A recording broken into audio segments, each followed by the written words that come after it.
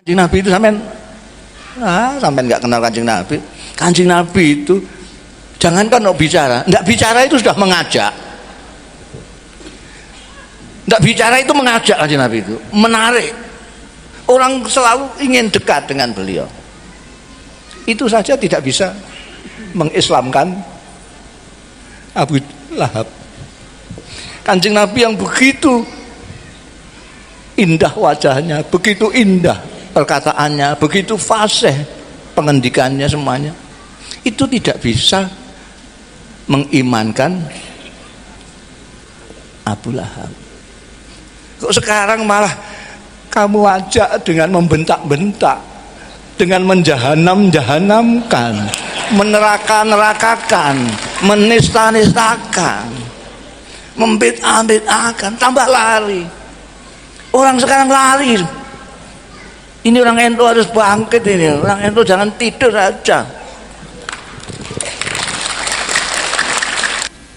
Jadi kita bersyukur kita ikut kiai-kiai itu. Kenapa kita bersyukur? Karena kiai-kiai itu mempunyai sanad yang muttasil. Sekarang banyak orang yang gagah-gagah mengatakan Rasulullah Shallallahu Alaihi Wasallam telah bersabda, innamal a'malu binniyat, saudara-saudara, bahwa yang penting adalah innamalnya. Kayak Kanjeng Rasul itu tetangganya saja. Rasulullah berkata, dengar kapan kamu? Loh, tapi sampean sendiri kan juga pernah mengatakan itu dawuhnya Rasulullah, innamal a'malu binniyat. Ya, tapi kalau saya nanti dihisab saya bisa jawab. Kamu kok bisa mengatakan bahwa innamal a'malu ini dawuhnya Rasulullah Shallallahu Alaihi Wasallam dari mana? Kamu 15 abad.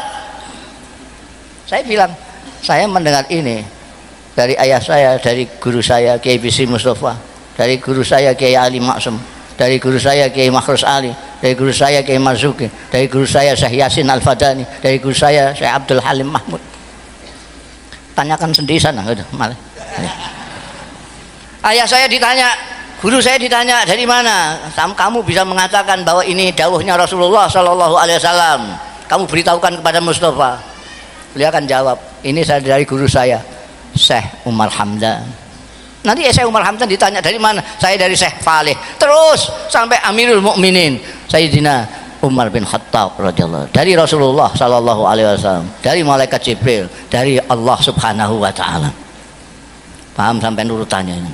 Semua ilmu yang sampai dapat dari Kiai NU itu bisa dipertanggungjawabkan sampai yaumul hisab. Zaman seperti ini, itu sangat kita bersyukur kita masih ikut Nahdlatul Ulama. Ya. Sampai tinggal bilang saja, sampai bisa mengatakan begini. Saya dengar dari Kiai Ahmad Rohayat. Udah biar yang ditanya beliau nanti. Enak tuh. Tapi kalau sampai ditanya, kamu bisa mengatakan ini dawuhnya Rasulullah? Ya, saya dari Google. Wah, sudah. Repot nanti urusannya itu. Ya. Kita bersyukur kita Nahdlatul Ulama Kiai. Tadi hampir saya ralat tadi, siapa namanya, NU cabang Katolik tadi mengatakan bahwa NU adalah terbesar di Indonesia. Mau saya ralat tapi dia sudah pinter diteruskan, mungkin sedunia. Ralat saya bukan mungkin, memang. Ini bukan mungkin Pak Jonas, bukan mungkin.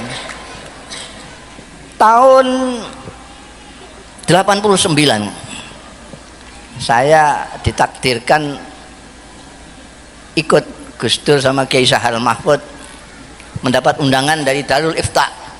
Darul Ifta itu suatu badan non departemental tapi langsung di bawah Raja Saudi. Waktu itu kepalanya adalah Wahabi Saudi, Syekh bin Baz.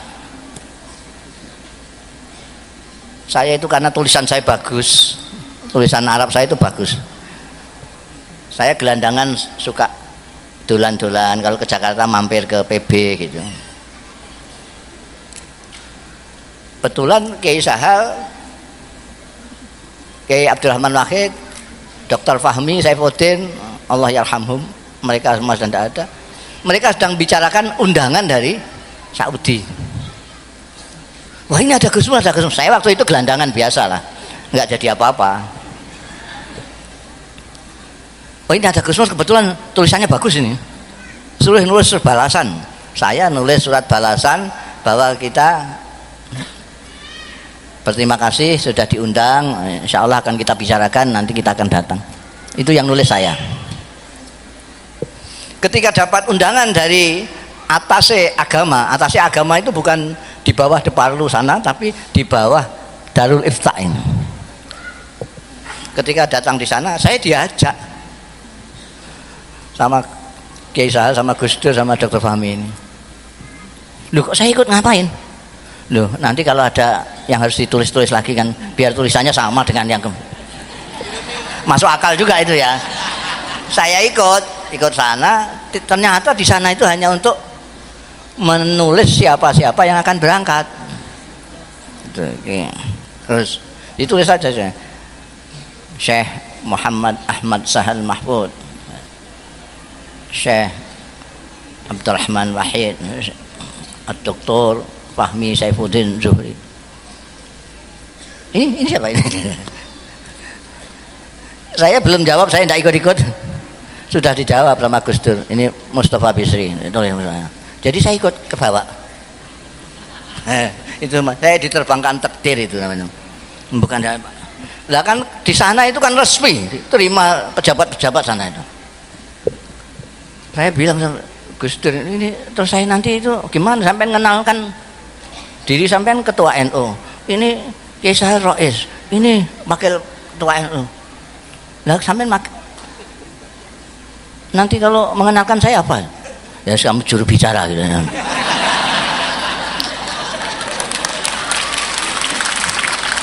Padahal ini bisa bicara semua kok ada juru bicaranya. Ya tapi yang penting kan saya bisa ke Saudi Arabia, bisa ke Mekah, sudah seneng saya. Nah, pada waktu itu Jumat, kalau Jumat itu Syekh bin Bas itu tamunya seluruh dunia itu. Dia punya ruang tamu panjang sekali, isinya kursi tok untuk dia ngaji sebentar, ngaji tafsir, ada yang baca Quran, terus dia nerangkan sebentar. Terus menemuin ini dari Eritania, ini dari ini. Semua ditemui satu persatu, delegasi tamu itu. Kita tidak, dari Indonesia kok enggak sendiri. Wah, saya sudah mau protes sebagai juru bicara ini. Tapi dipegangi sama Dr. Fahmi, tidak usah lah, biar beliau sudah masuk ke ruang istirahat. Begitu masuk ruang istirahat, ada sekretarisnya keluar, tamu yang dari Indonesia mana? Wah, ternyata kita diterima di ruang istirahat beliau. Beliau begini, sudah tiduran gini. Begitu kita datang, ini dari NU ya. Nah, terus tanya, itu berapa anggotanya Nahdlatul Ulama itu berapa? Tidak ada yang jawab. Mungkin ini nunggu juru bicara. Saya langsung jawab karena noleh ke saya aja. Saya bilang 50 million ya Syekh. Saya bilang 50 juta. Itu saya karang aja waktu itu. Belum ada penelitian seperti sekarang. Survei yang terakhir itu tadi yang disebutkan 90. Itu yang survei itu. Dulu saya mengatakan 50 juta perkiraan. Dia langsung jinggal dari tiduran gitu, 50 million. Dia kaget, itu 2 kali lipat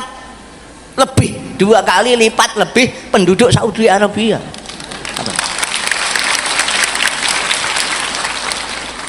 50 million. Melihat dia kaget, saya terus ndadi kok bahasa sini. Saya menjadi-jadilah gitu, senengnya saya. Bal aksal min dzalik ya Syekh. Malah mungkin lebih kabeh saya ketemu. Masya Allah, tabarakallah.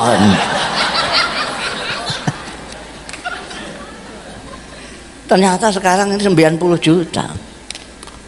Itu berapa kali lipat penduduk Australia itu? Bisa 4-5 kali. Terbesar di dunia. Bukan mungkin. Bahkan sampai saya berani mengatakan di mana-mana, memamerkan NO, saya itu memamerkan NO di Amerika, di Eropa, di Jepang, di mana-mana saya mengatakan ini yang terbanyak di dunia. Ini yang disebut Kanjeng Nabi, insya Allah menjadi sawadul azam. Alaikum bisawadil azam. Terbanyak di dunia. Dan saya sudah ngecek cara berpikir, cara memahami. Saya sudah ketemu Grand Syekh Azhar, Syekhul Azhar. Saya ketemu Grand Mufti Syria, Syekh Hasun, Grand Mufti Qatar. Semuanya pikirannya sama dengan kiai-kiai NU semua. Saya nggak tahu pikiran-pikiran yang lain itu entah siapa itu. Pembesar-pembesar di Timur Tengah semuanya pikirannya sama. Saya sudah ngecek semua.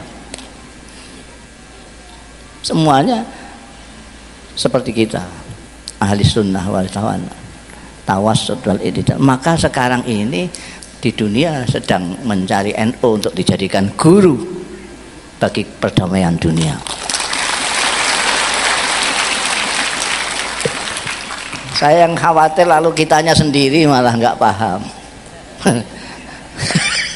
Jadi orang mau jadikan sampean guru, sampean sendiri malah cari guru kemana-mana yang nggak jelas. La ilaha illallah. Sudah sampean mantap saja sama kiai-kiai sampean NU, sudah. Itu punya jalur langsung bisa dipertanggungjawabkan ila yaumil kiamat. Kalau sampean punya ustadz lain, sampean tanya, sampean iso nanggung saya nanti sampai yaumil hisab? Kalau iya, sampean silakan ke sana. Kalau berani. Kalau kiai NU berani. Karena dia memang mempunyai sanad betul ke sana. Jadi kita perlu bersyukur, ini hak prerogatifnya Gusti Allah juga. Ada yang anaknya kiai tidak mau di NU, ada. Ada enggak? Ada, karena enggak dipilih sama Gusti. Jangan dikira, makanya saya minta supaya bersyukur menjadi umatnya Nabi Muhammad SAW, bersyukur jadi manusia dengan menjaga kemanusiaan, bersyukur menjadi umatnya Nabi Muhammad SAW dengan menjaga nilai-nilai dan ajarannya, menjadi NU juga menjaga ke-NU-anmu, ahli sunnah wal jamaah. Salah satu sikap dari NU makanya lain tadi kan bersemangat hari ketua sampean itu kan NU NKRI harga mati. Kenapa begitu? Lu karena apa namanya? Sampean nggak kenal Hadratus Syekh Hasyim Asy'ari, biasanya fotonya ada ini itu yang ini. Saya itu sudah agak lama menemukan dan sudah saya terjemahkan. Saya menemukan buku karangannya seorang penulis dan wartawan Arab yang pada waktu revolusi di Indonesia dia memang di Indonesia untuk mengcover jalannya revolusi di Indonesia. Dia punya buku dan saya menemukan buku itu yang dalam terbitan Kuwait berbahasa Arab. Judulnya menarik.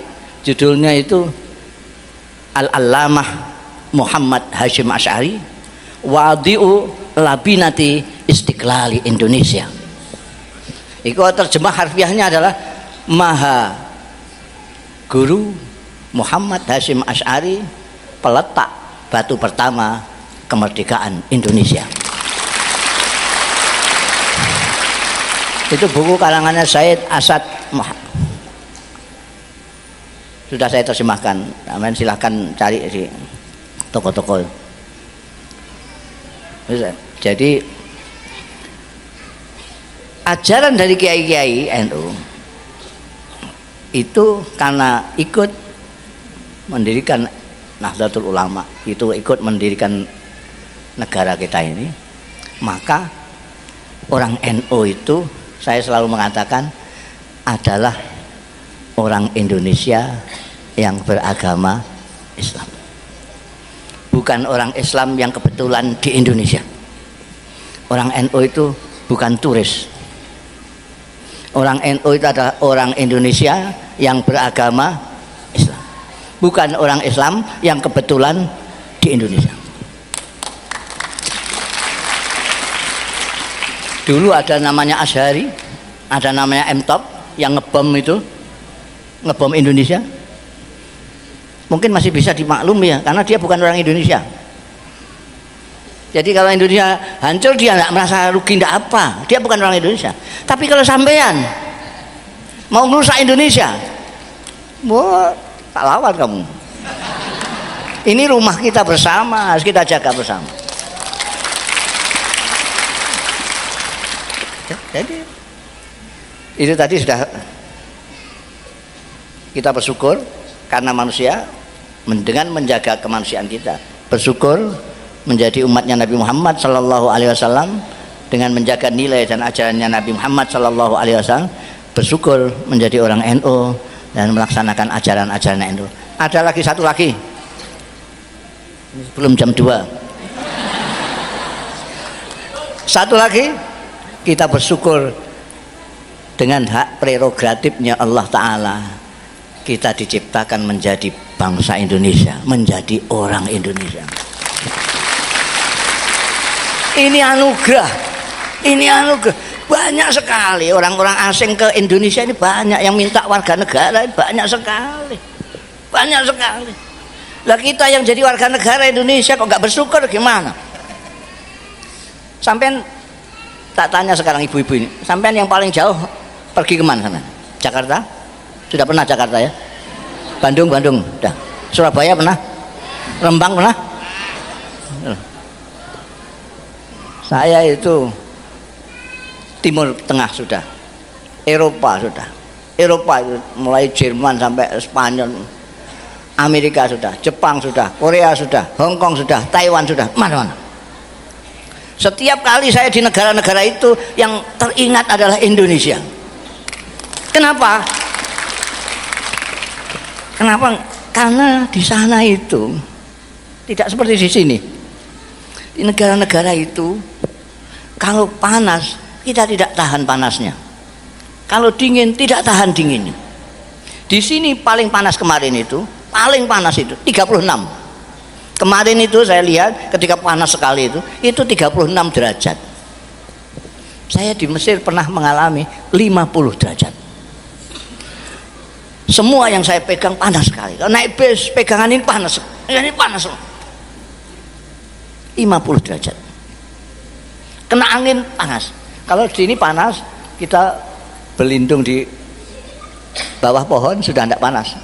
Di sana berlindung di mana saja, kalau asal kena anginnya, kena udaranya panas. Saya pada waktu itu jadi mahasiswa. Kalau mau tidur, ranjang ini saya siram pakai air, set, langsung tidur. Kalau tidak langsung tidur, mengembalikan timba dulu ke kamar mandi, ini panas lagi nanti. Kalau belajar itu kitab saya masukkan ke plastik, sini pancuran saya pancurkan, ambil gini. Kalau enggak bisa belajar ya. Kalau musim dingin, itu di sini paling dingin itu 20-26 derajat. Itu pada waktu saya di Jerman itu 6 derajat di bawah 0. Itu masih 6 derajat, ada yang 20 di bawah 0 segala macam. Ini situ sudah keluar darah, selimutan itu keluar, jarinya sedikit gitu. Oh ini udah gemetaran sendirian. Di sini ya Allah. Saya di Mesir itu sama kawan-kawan nyewa lapangan sepak bola itu mahal sekali, hanya untuk seminggu sekali. Itu pun seringkali prei tidak boleh dipakai latihan sepak bola. Alasannya karena rumputnya sedang disirami. Di sini ini rumput malah ditebangin. Di sana rumput disirami. Di Indonesia ini akar itu bisa dibuat getuk. Tahu getuk? Akar bisa dibuat getuk.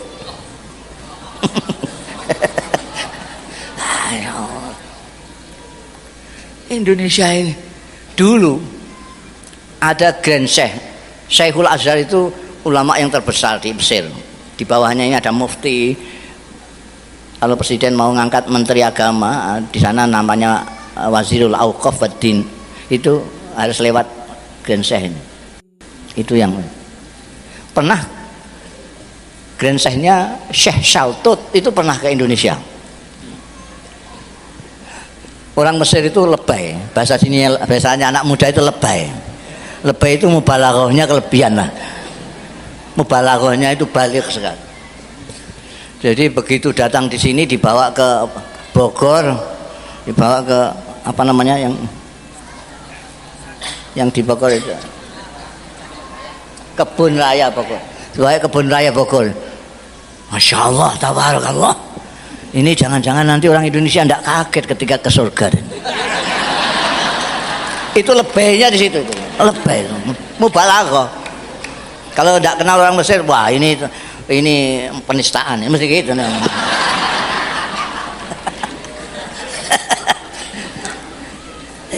Masya Allah. Hadhihi qit'atun minal jannah. Indonesia hiya qit'atun minal jannah. Indonesia adalah sekelumit pecahan dari surga. Syekh Shaltut dari alamnya, dari udaranya, dari orang-orangnya. Dulu itu terkenal sekali orang Indonesia itu, di mana-mana dihormati karena apa? Karena keramah tamahannya. Di Indonesia tidak kenal itu menegur kok. Dari mana Bu? Enggak kenal tapi negur. Di mana-mana tidak ada, di kita ini negur. Sampai di Magelang sana itu, wah sudah dihampirkan, hampir. Nggak tahu belakangan ini kenapa. Kalau bahasa Jawanya kesambet di sini ya. Entah kesambet apa itu. Sekarang kok tiba-tiba menjadi sangar begini orang Indonesia. Beragama saja itu, ya Allah, NU itu ikut Kanjeng Nabi mengajarkan Islam yang ramah. Kanjeng Nabi Muhammad Shallallahu Alaihi Wasallam menyontohkan diri beliau. Kanjeng Nabi itu sampean nggak kenal Kanjeng Nabi. Kanjeng Nabi itu jangankan mau bicara, nggak bicara itu sudah mengajak. Nggak bicara itu mengajak Kanjeng Nabi itu, menarik. Orang selalu ingin dekat dengan beliau. Itu saja tidak bisa mengislamkan Abu Lahab. Kanjeng Nabi yang begitu indah wajahnya, begitu indah perkataannya, begitu fasih pengendikannya semuanya, itu tidak bisa mengimankan Abu Lahab. Kok sekarang malah kamu ajak dengan membentak-bentak, dengan menjahanam-jahanamkan, meneraka-nerakakan, menista-nistakan, membid'ah-bid'ahkan, tambah lari. Orang sekarang lari. Ini orang NU harus bangkit ini. Orang NU jangan tidur aja.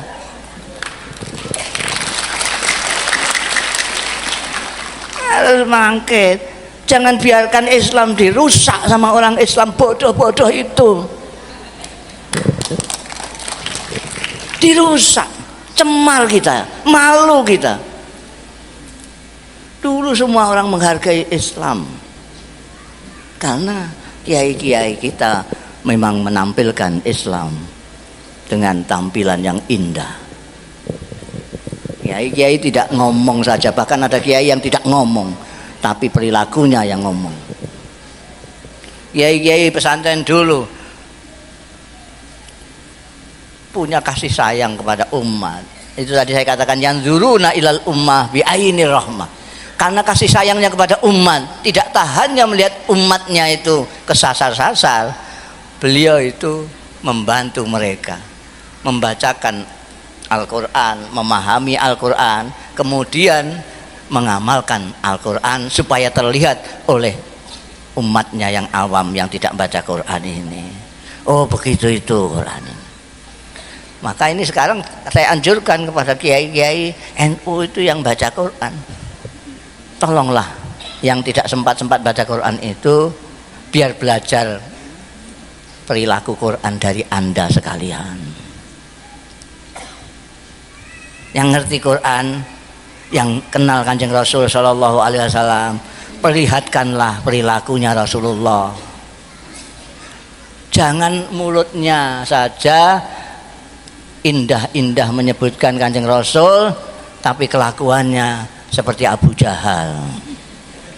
Ini malah membingungkan orang ini. Mulutnya kok seperti Kanjeng Nabi, perilakunya kok seperti Abu Jahal, dan bingung orang. Kalau tidak ya diam saja. Itu ngaco itu. Gurur karena banyak followernya. Karena banyak yang ikut, dia merasa benar, itu salah. Benar dan salah itu bukan karena banyaknya pengikut, tapi nalar atau tidak. Ibu-ibu bapak sekalian, sudah jam 1:30. Jadi tadi bersyukur, sudah tadi bersyukur semua ya, bersyukur. Kita itu ya Allah, sampai coba sampai keluar sedikit lah ke Singapura kemana, lihat Indonesia, luar biasa, luar biasa. Ada negeri kok seperti ini, orangnya berbeda-beda semua. Saya itu tidak bisa bahasa Sunda, sampai tidak bisa bahasa Jawa, tapi kita bisa komunikasi. Kita bisa komunikasi dengan baik. Di sana ada orang Batak, di sana ada orang Madura, di sana ada orang Bugis, macam-macam. Kita bisa komunikasi dengan mereka. Sampai datang agak ke situ sebentar, ke Filipina. Filipina itu seperti kita, banyak suku-suku, banyak etnis ini.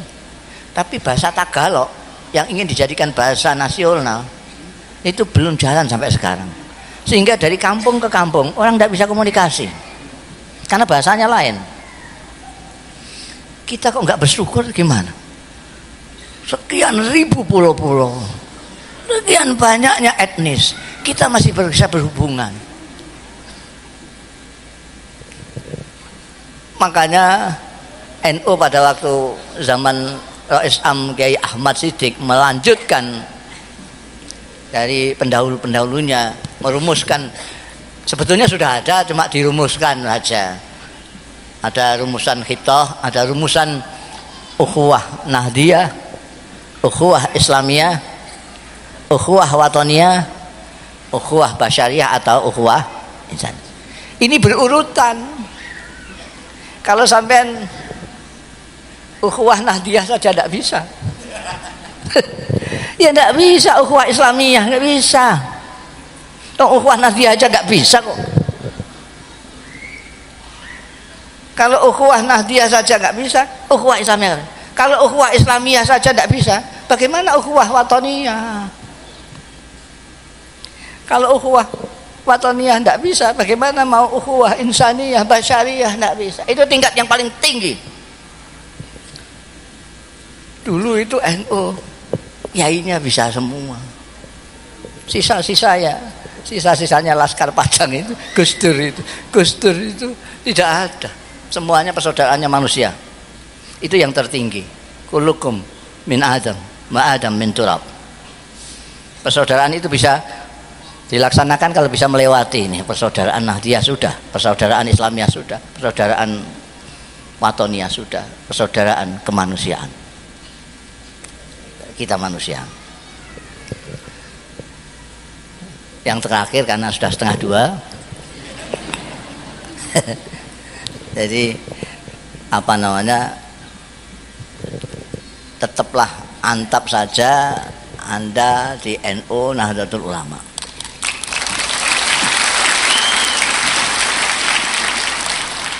Jangan tergoda dengan tampilan-tampilan gagah tapi tidak bertanggung jawab. Kadang-kadang anak sekarang itu senang dengan gagah. Wah gitu gagah itu. kembali kepada Quran dan hadis, kembali ke Quran dan hadis. Coba tunjukkan Quran, baca sampean paham apa enggak? Kelekep dia enggak bisa. Gayanya saya kembali ke Quran. Jangan ikut kiai, ikut Quran. Ini sombong sekali dan tidak punya rasa rahmah. Lain dengan ulama-ulama kita. Dari dulu ulama-ulama kita itu sangat perhatian, peduli kepada masyarakat, sehingga sampai rakyat tidak dibiarkan untuk melihat Quran sendiri, istimbat Quran sendiri tidak bisa. Wong rakyat jelata kok. Mereka yang istimbat, mereka yang ngambil dalil-dalil, mereka bikinkan buku pintar untuk orang-orang awam supaya segera dapat sholat. Ada sulam sapina, ada takrib. Ini menolong masyarakat yang tidak sempat membaca Quran. Mereka disangka mereka itu Imam Syafi'i, imam-imam kita itu tidak baca Quran. Kiai-kiai itu ngedobos saja masanya. Jangan ikut kiai. Loh, lah ikut siapa? Quran. Loh, kamu kira kiai-kiai itu dari mana? Apa dari Google? Jadi itu tetaplah sampean ya, mantap saja dari ikut kiai-kiai NU. Nanti kalau ditanya sana rombongan NU gitu saja sudah beres. Sudah.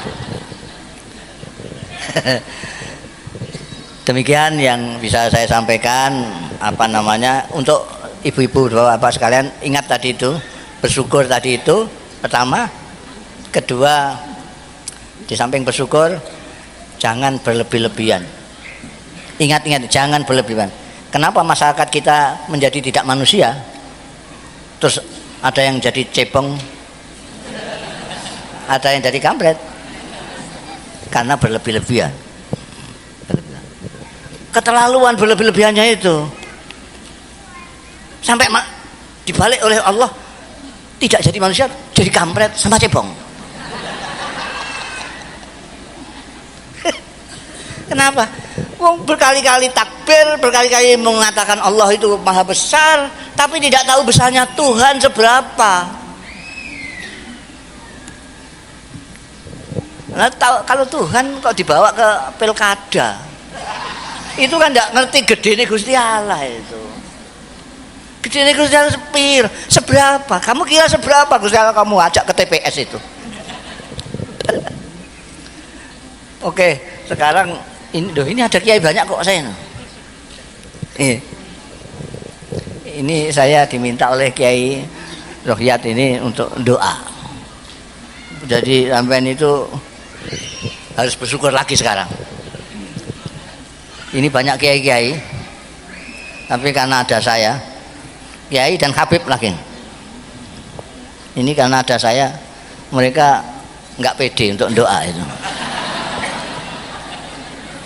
Kalau mungkin beliau-beliau ini tahu lah, kalau doa saya itu yang paling mujarab ya doa saya. Ini sudah terbukti di mana-mana. Karena itu sekarang tinggal sampean minta apa? Minta apa? Jadi kalau Indonesia damai itu doa umum. Saya itu biasa kalau doa itu tidak hanya doa umum, tapi yang khusus-khusus juga.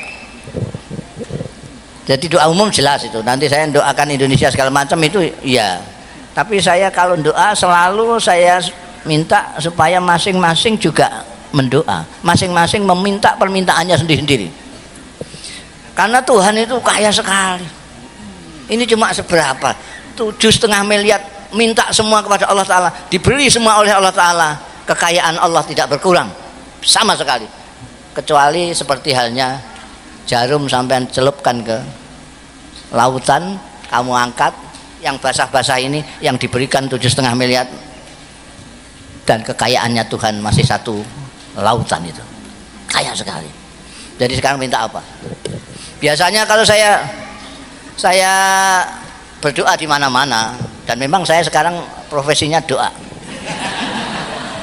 Karena sudah terkenal doa saya itu mujarab, jadi sudah tidak ada tausiah segala macam begini nih, langsung sudah doa aja.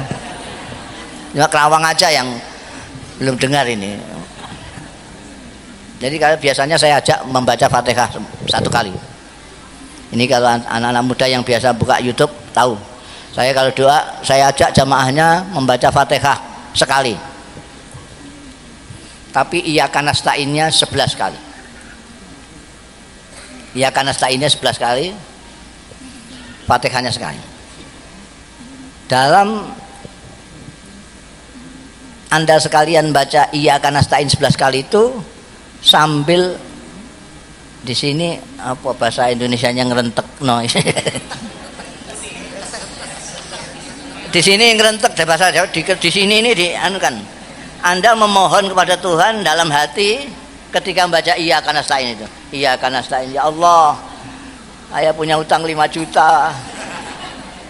Mudah-mudahan segera lunas. Iyyaka nasta'in. Iyyaka nasta'in, ya Allah, saya kepengen punya rumah sendiri. Ini bertahun-tahun ikut mertua saja. Iyyaka nasta'in, ya Allah, saya ingin buka warung, mudah-mudahan warung saya laris. Itu iyyaka nasta'in sambil permintaannya masing-masing. Sekian banyaknya kan tentu beda-beda lah permohonannya. Ini mumpung saya yang doa, sampai pergunakan kesempatan ini untuk memohon kepada Allah apa yang Anda paling inginkan saat ini. Iyyaka nasta'in, ya Allah, mudah-mudahan saya segera bisa naik haji, ya bangsa gitulah. Sudah ya? Paham ya? Itu. Kalau misalnya punya hutang, ya hutang yang 5 juta ke atas lah. 5 juta. Ini yang doa saya. Ya. Masa 100.000 aja saya yang doa. Kebesaran yang doa itu. Ya, kalau sudah mari kita. Pasti dikabulkan, pasti. Kok sampai tidak dikabulkan oleh Tuhan, itu kemungkinannya cuma 3. Kemungkinan pertama, Anda tidak percaya sama saya. Masa begitu doanya mandi, doa saya mujarab gak percaya. Ya mujarab betul. Kemungkinan yang kedua, itu permintaan sampean mustahil. Permintaan yang mustahil, misalnya ini kok kabar-kabarnya akan ada reshuffle menteri ya ini kalau diganti itu saya mudah-mudahan ya meskipun itu apa saja mungkin ya, tapi kan itu ya mustahil lah itu. Yang ketiga, permintaan sampean itu apa namanya kurang pas. Jadi Tuhan itu baik sekali dengan kita. Kalau doa kita itu tidak pas, karena kecenderungan kita kan doa asal minta saja, asal minta. Pernah suatu saat ada yang minta ke saya nyalon jadi kepala daerah. Sampean saya doa, saya ngamini sampean apa saya yang doa? Ya saya yang doa saja Pak Kiai supaya diamini Pak Kiai. Doanya niki supaya jadi. Nah, sungguh ini sampean yang doa, saya yang ngamini, bukan saya yang doa. Ya saya. Dia rupanya kepengen pas lah dengan keinginannya itu. Ya saya amini. Saya hanya ngamini tok itu. Itu mujarab mandi, langsung jadi. Tapi karena tidak menurut saya, menurut dia, doanya itu saya dengarkan kurang. Kalau saya doakan banyak sekali, calon presiden sampai calon lurah itu ke tempat saya itu banyak sekali. Tanyakan saja presidennya, karena gubernurnya sama lurahnya itu datang ke saya. Saya selalu mendoakan, saya tambahi, ya Allah, kalau manfaat mudah-mudahan jadi, kalau tidak mudah-mudahan tidak, gitu. Ini enggak, pokoknya jadi, betul jadi, tapi 3 bulan tangkap KPK. Ada yang doanya itu kurang pas, oleh Allah itu kalau di bahasa Jawa dipremakno, apa dipremakno kan? Ini kasihan, dari kasihan ini dia sudah punya mobil, sudah punya sepeda motor, sudah.